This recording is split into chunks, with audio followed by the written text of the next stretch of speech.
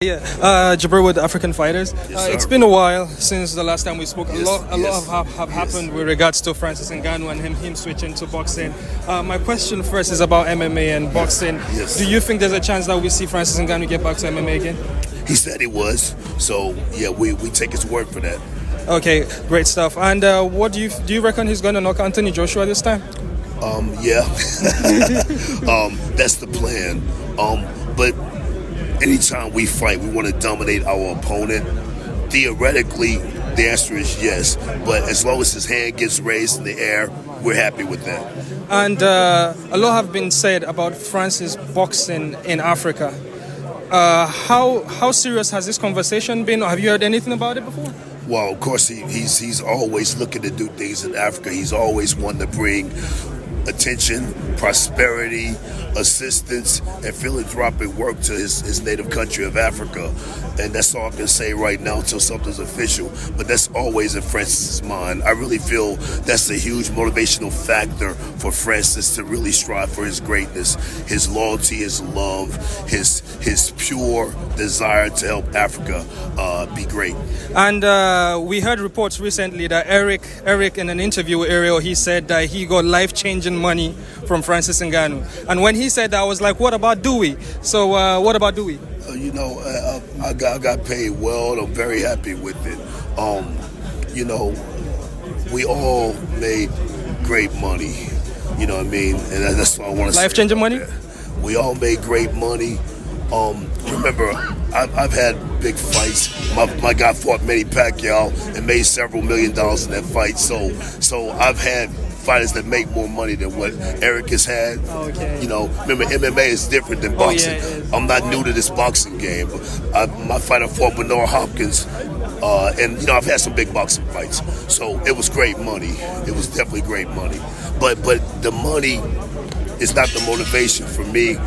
The victory is more important than any amount of money. If you'd offer me $1 billion and a championship victory with a whole world watching, I would take the championship victory over the money anytime. I'm just stupid like that. All right. With regards to, we just learned now that Francis is on a path to being undisputed, with obviously the Saudis being involved and them doing like a Saudi mini tournament. Was that something that Francis wanted? Was he? Do you think he's chasing titles? Obviously, you're in the camp. Francis had blatantly and clearly stated that's not his motivation, the belts. He wants to challenge himself and defeat the greatest fighters in the world. He did it in mixed martial arts. Now he wants to do it in boxing. That's his motivation. He's trying to test himself and see the absolute highest limit or ability he can get to. All right, great stuff. Thank you very much, Dewey. It's nice to see you in person. Thank you. Yeah. I appreciate it. Real quick one.